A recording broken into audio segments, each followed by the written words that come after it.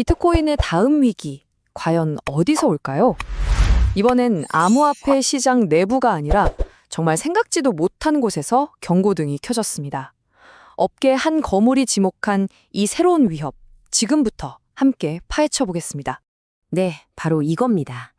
테더의 CEO 파올로 아르도이노가 뭘 지목했냐면요. 놀랍게도 비트코인의 가장 큰 위협이 무슨 규제나 내부 경쟁 같은 게 아니라 지금 세상에서 가장 뜨거운 인공지능 시장에서 올 수 있다는 겁니다. 자, 첫 번째 포인트인데요. 이 경고의 핵심은 위험이 암호화폐 시장 내부가 아닌 완전히 외부에서 온다는 바로 그 점입니다.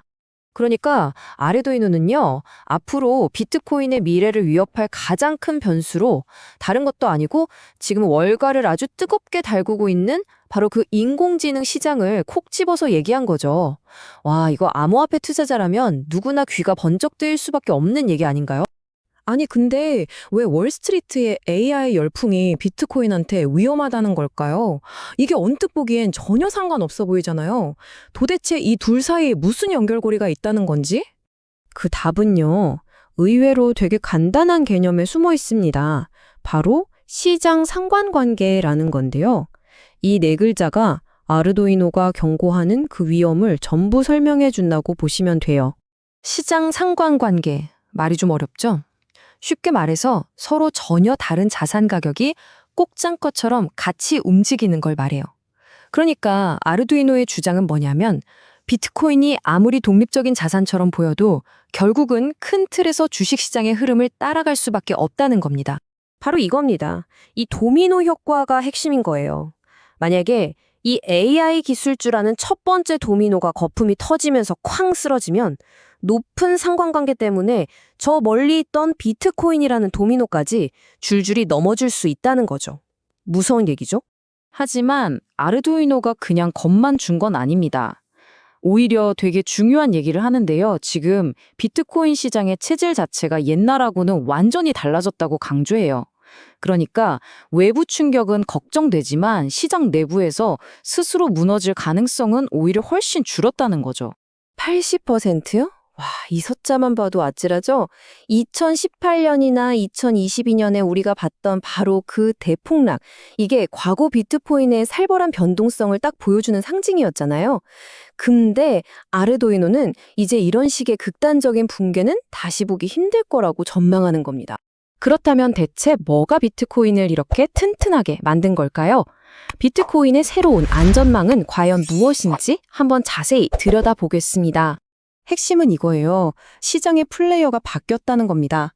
예전에는 개인 투자자들이 시장을 쥐락펴락했다면 이제는 어마어마한 자금력을 가진 고래들, 그러니까 기관 투자자들이 본격적으로 들어왔다는 거죠.